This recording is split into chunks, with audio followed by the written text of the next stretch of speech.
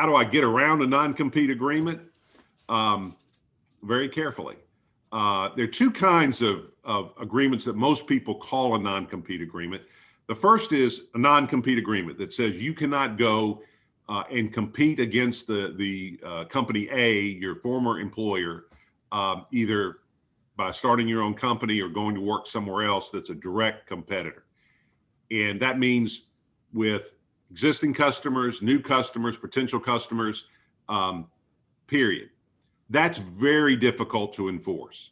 And essentially, you have to prove that you have a compelling business interest to enforce it. And the court is going to limit its enforcement just to achieve that compelling business interest.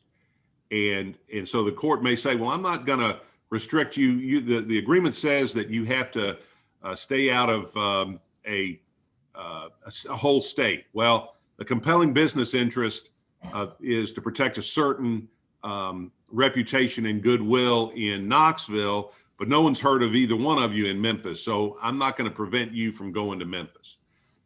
The kind of layman's term is that compelling business interest kind of means that the employee would be given an unfair competitive advantage by virtue of its prior association with the enforcing company and whatever its new venture is. And so the court is going to restrict the person's activity to the extent that to bring it back from unfair to fair. And that can look like a whole lot of different things. And the way you defeat that is to poke holes in the idea that there really is anything unfair or special about the previous employment. And that's where you begin to narrow the enforcement. The second kind of non-compete is what I call a non-solicitation agreement. It doesn't say that I can't compete against you for new customers. It says that I can't solicit customers or do business with customers that I had a relationship with the enforcing company while I was employed there.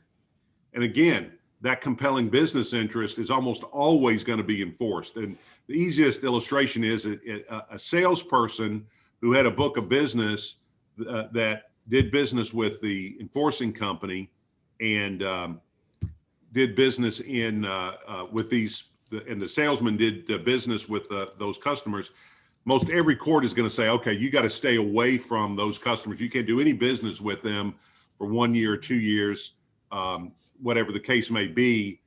2 years is pretty much the outset of that you routinely see enforced. And then sometimes you can even make the case, well, the Acme Portable Hole Company, yeah, that was a company that was a customer of Company A, but I didn't have anything to do with them. It wasn't in my book of business. I never had any contact with them. And so the court may say, well, okay, you can do business with that kind of person, but you can't do business with somebody that you did business with directly.